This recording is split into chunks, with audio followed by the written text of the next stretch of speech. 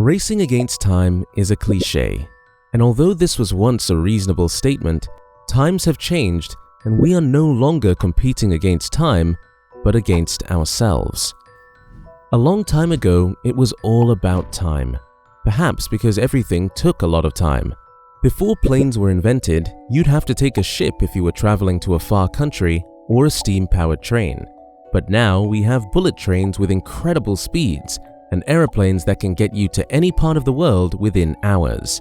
Before now, you had to communicate with a loved one in another part of the world via letters, which could take days or even months to be delivered. But now we're all familiar with the green ticks that show our messages have been delivered and read all within seconds.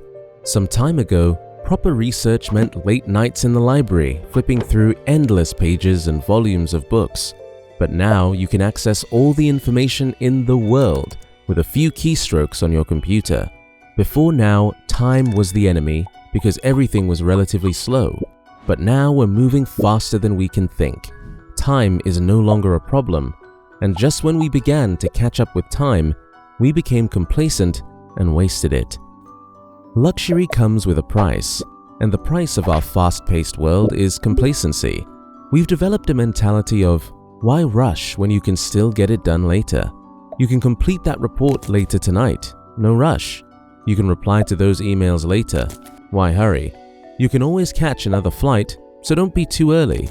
We once strove to win against time, and after we gained a lead, we adapted to the easy life which made us waste it. It's common to hear people say, time flew by so quickly, and when they say this, it's either they've been working so hard that they lost track of time, which is good, or they've been complacent and didn't do what they were supposed to do, which is bad. Let's assume the latter is the case. What you notice is that such people try to beat time by working at 3 times the usual speed. They send out several emails in succession or turn to look for shortcuts on the internet. In both instances, these people are in a hurry to beat time by finishing up the task.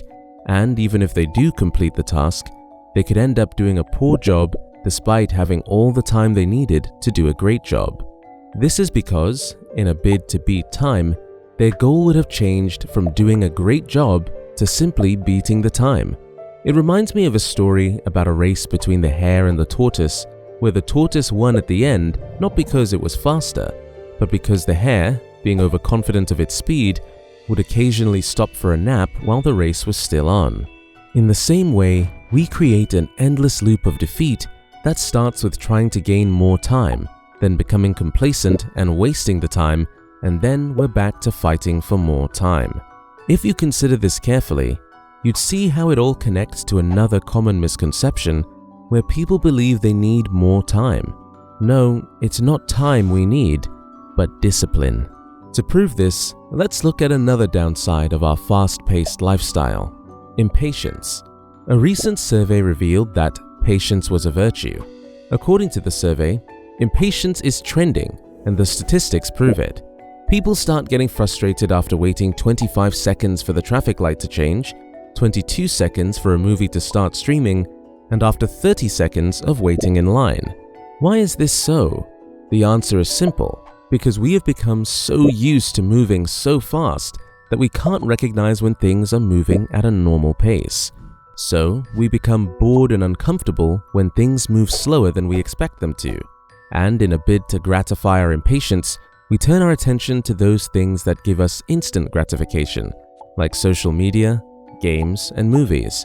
This explains why most people won't spare 1 hour every morning to read a book, but have no difficulty spending over 3 hours on social media. Reading takes time, and it can be boring, but social media is exciting and fast-paced. As you can see, we have the upper hand against time, but in the process, we lose ourselves, and those who succeed in this age are those who have control over themselves. Yes, you may have all the advantages to win against time, but what good is your advantage if you lose control of yourself? One thing that separates two people with the same advantages is discipline. In 24 hours, someone who's focused and disciplined will achieve much more than someone who is impatient and complacent. So instead of worrying so much about having more time, You should focus on building the discipline you need to make the most use of the time you have. One way of doing this is by having a structure that not only shows you how much time is being used, but also how well you're using your time.